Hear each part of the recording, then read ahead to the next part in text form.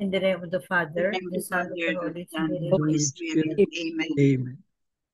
Come, Holy Spirit, fill the hearts of your faithful, and enkindle in them the fire of your divine love. Send forth thy Spirit, and they shall be created, and you shall renew the face of the earth. O God, who by the light of the Holy Spirit did instruct the hearts of thy faithful, grant us by the same Holy Spirit to produce what is right and just, and always to rejoice in his consolation. Through Christ our Lord. Amen. Amen. Amen. From the Holy Gospel according to Luke. Glory to Glory you, to Lord. you, O Lord. The Lord said, Woe to you, Pharisees! You pay tithes of mint and of rue, and of every garden herb, but you pay no attention to judgment and to love for God. This you should have done without overlooking the others. Woe to you, Pharisees! You love the seat of honor in synagogues and greetings in marketplaces. Woe to you! You are like unseen graves over which people unknowingly walk. Then one of the scholars of the law said to him in reply, Teacher, by saying this you are insulting us too. And he said, Woe also to you, scholars of the law! You impose on people burdens hard to carry, but you yourselves do not lift one finger to touch them. The Gospel of the Lord. Praise to you, Lord O Jesus Lord Christ. Jesus Christ.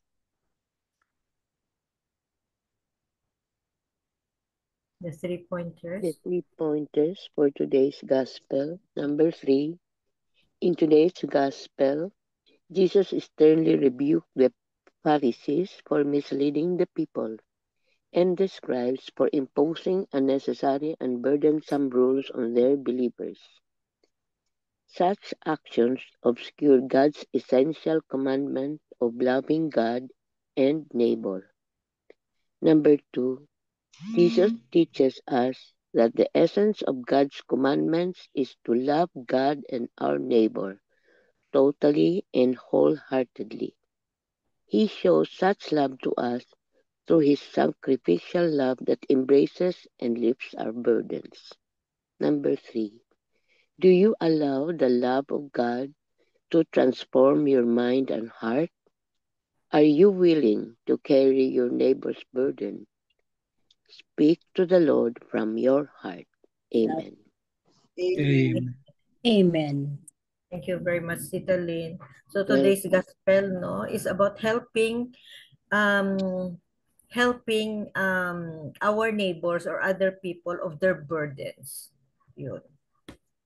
Sabi ng 3 pointers.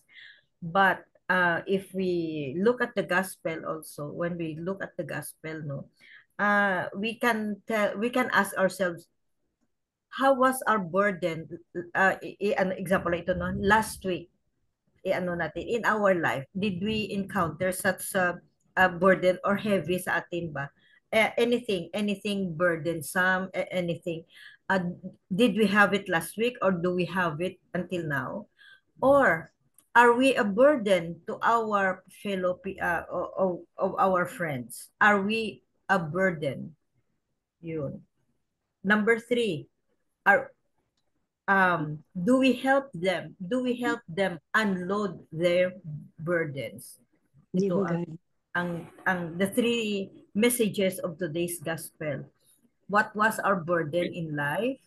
Are we a burden to other people?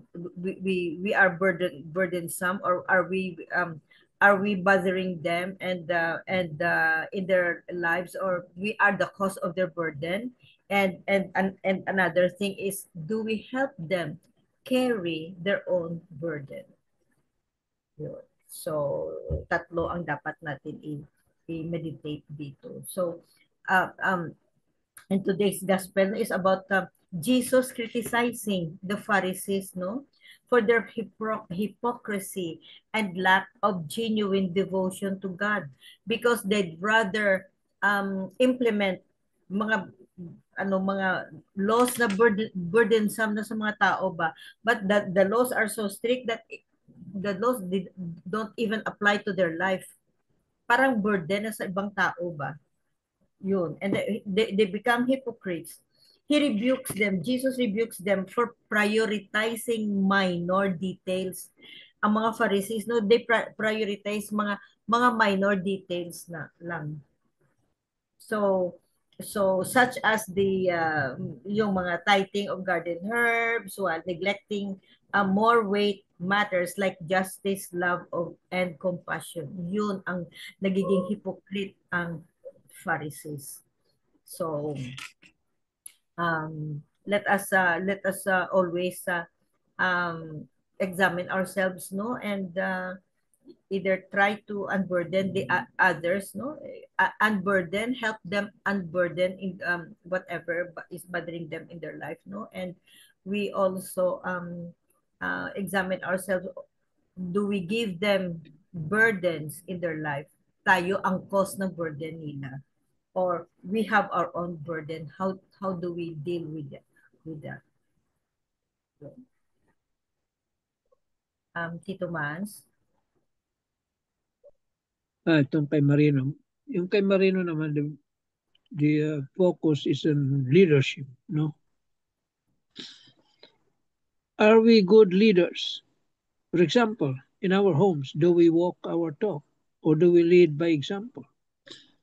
We read in the gospel that Jesus is angry with the Pharisees and the teachers of the law. Why? It's because of their superficial practice of faith and leadership. The Pharisees were supposed to be the leaders of the community, and therefore it was expected of them to lead by example. They loved to lead and tell people what to do, but it stopped there. When it came to living out their faith, they were deficient. Jesus wanted them to walk the talk and lead by example. Unfortunately, the Pharisees and the teachers of the law were not like that in the gospel. A good leader leads by example. He doesn't only give orders, he also shows the way. A good leader should not be superficial in his actions. He must walk his talk, even if nobody is watching. A good and exemplary leader must not make promises promises he or she cannot fulfill. Some of the Pharisees were the personification of fake leadership and an exterior show of piety. It is very important that we live our faith and practice what we preach. These were the factors that moved Jesus to give his woes to the Pharisees and the scholars of the law. They were supposed to be role models, but they were only good at telling their subjects to do this and that. When it came to doing it themselves, they were inadequate. The very clear lesson for us is this: we must practice and live what we learn about our faith. We must not limit ourselves to giving orders. We must lead and show the way. As followers of Christ, we are called not just to speak of our faith, but to embody it in our daily lives.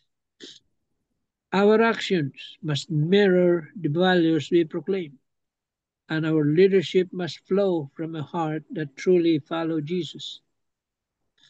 When we lead by example, we bring light to others, inspire transformation, and glorify God through our lives. As we reflect today, let us ask ourselves, do our lives reflect the faith we profess? Are we truly leading others to Jesus through our example? Or are we merely speaking without living it out? Amen. Amen. Amen. Yeah, very clear, huh? Yeah. They are leading the people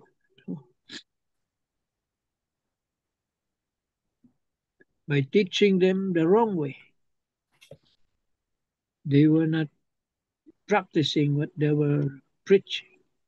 Eh, Magaling lang sila mag-preach. Sabi nga sa gospel, mga ibang gospel do not follow what they tell you, but do not follow what they What do. they do. Okay? Kasi iba Iba yung sinasabi nila, iba naman ang ginagawa nila. Yun. Leadership primarily requires, number one, the obedience. The obedience. You cannot be a good leader if you don't know how to obey. Sabi nga if you want to be a leader, learn how to obey. Obey ka muna bago ka mag-lead. Ganon sila Moises. Sino ba yung assistant ni Moises? Aaron. Hindi, yung isa. Sino nga?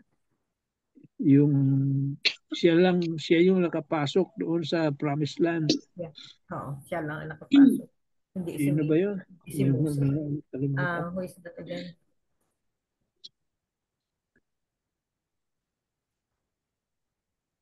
He followed the orders of Moses. Kung anong gusto ni Moses gawin niya, ginagawa niya. So he became a good leader. At siyempre, kailangan mo ng a good leader needs to be courageous. Courage. Sabi nga, courage does not mean that there is an absence of fear. May takot pa rin. May takot pa rin. But courage there, it means the courage to do the right thing. See? To do the right thing. Dito man si Joshua. Yan, Joshua was a good follower. He obeyed all the orders of Moses. Yun. And when Moses died, he became the leader. And the Israelites obeyed him. He was a good soldier.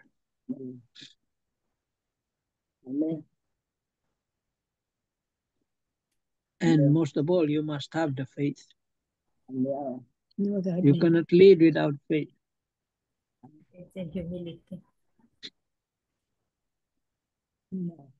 And also as being emphasized here, to lead by example. See?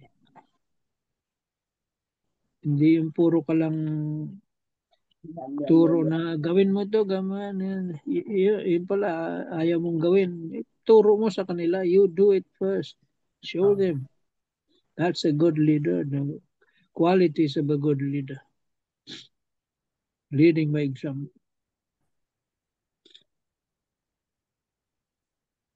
Yun ang that is the inadequacies of the Pharisees. No?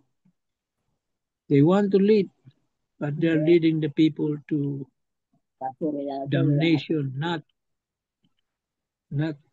salvation.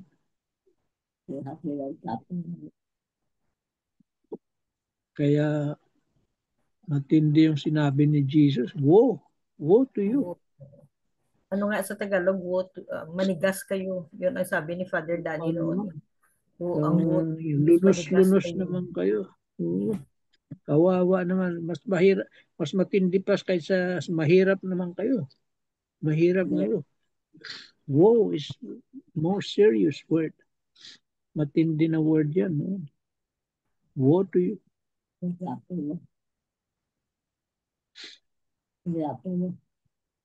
Kaya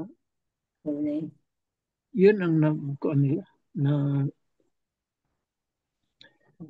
nadingig nila kay Jesus. Mga words. Woe to you.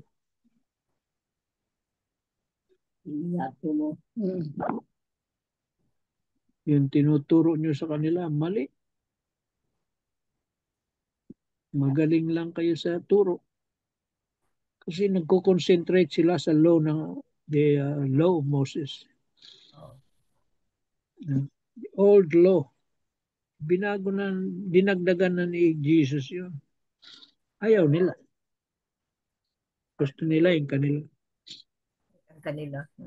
Let's lead the people to, Very burdensome na sa mga tao. yeah, burden. Grabe ang burden kasi biro mo, 600 plus laws. 624. Ginawa nila. Tapos sila mismo hindi nila ginagawa. Puro sa tao. Yun ang problema. Doon sinabihan sila na, woe to you. Amen. Amen. Thank you very much, Tito Manny. It's very true, no?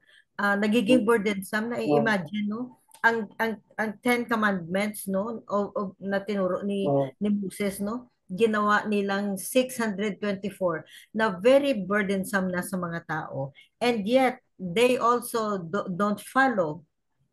They don't follow their own law and regulations. They don't.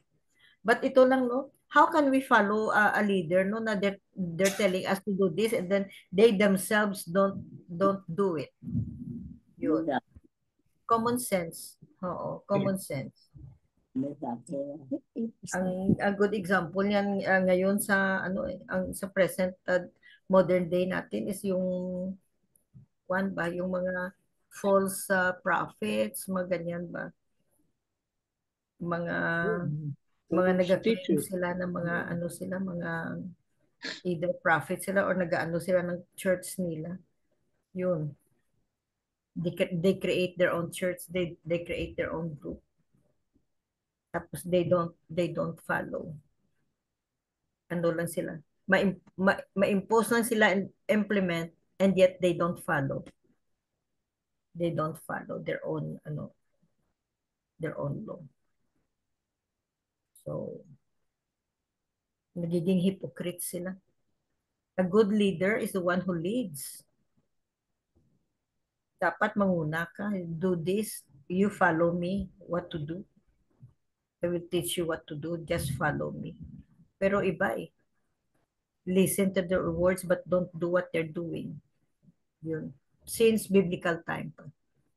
Yun ang nagiging problema natin hanggang ngayon. So, just like the Pharisees, no, they forgot about they have there are so many rules and regulations and laws that you have to follow, no, according to them, no. Pero walang humility. There's no true faith, true justice, true love. Dapat yun ang mga i-emphasize. So here comes Jesus. Gin-emphasize ngayon ni Jesus. Yun. Ang humility, ang love, ang forgiveness. Yun ang gin-emphasize ni Jesus. So nag-clash tuloy sila because the Pharisees are hypocrites. Yun. Nabisto sila ni Jesus. So yun ang sabi, woe to you, Pharisees.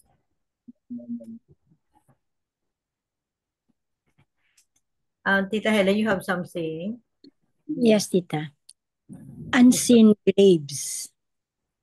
Among the Jews, to touch human bones or the graves in which they are buried results in the ceremonial uncleanliness, and so tombs are whitewashed as a warning to keep away.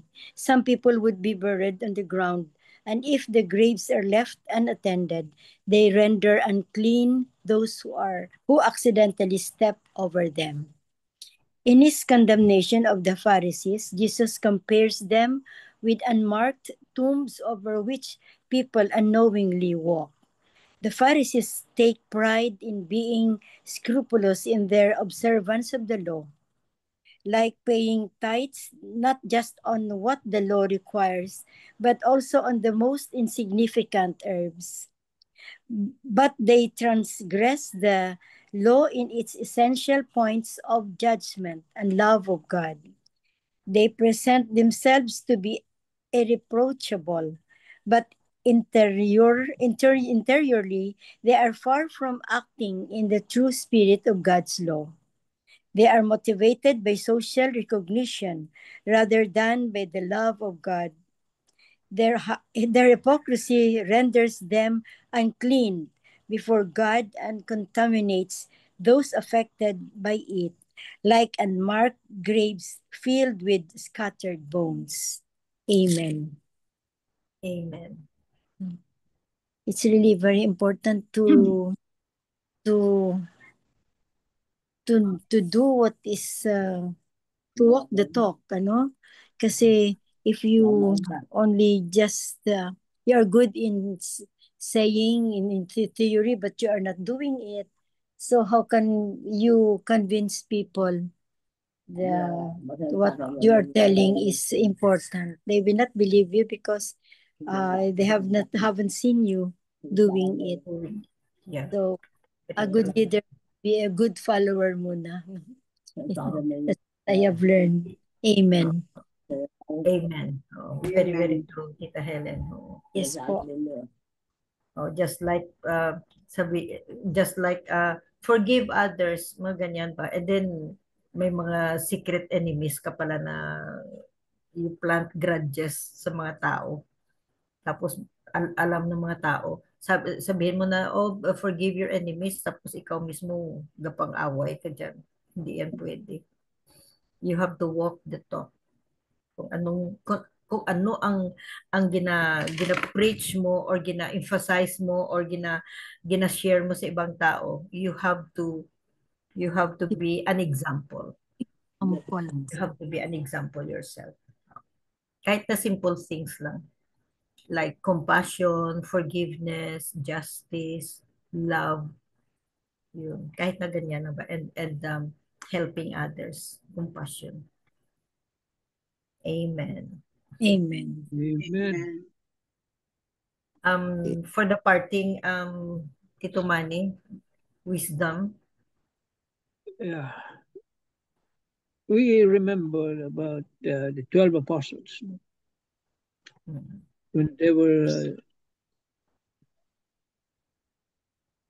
jockeying for positions.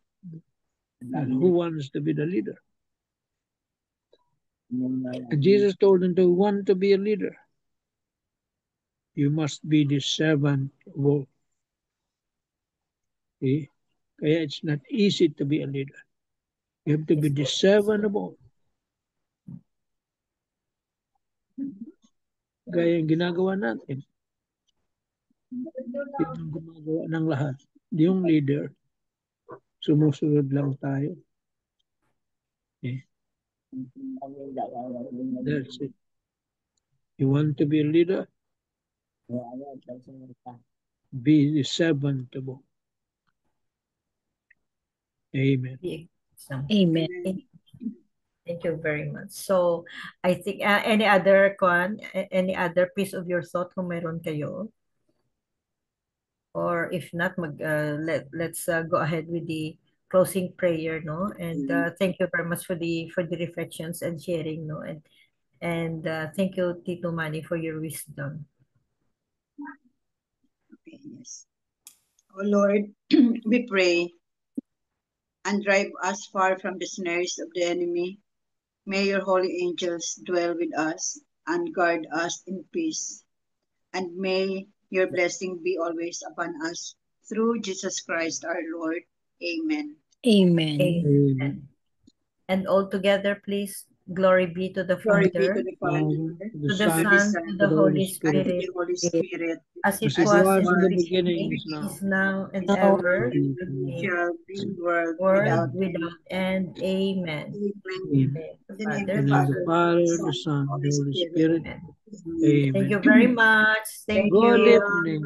love Good Good morning. God evening. bless us all. Good morning.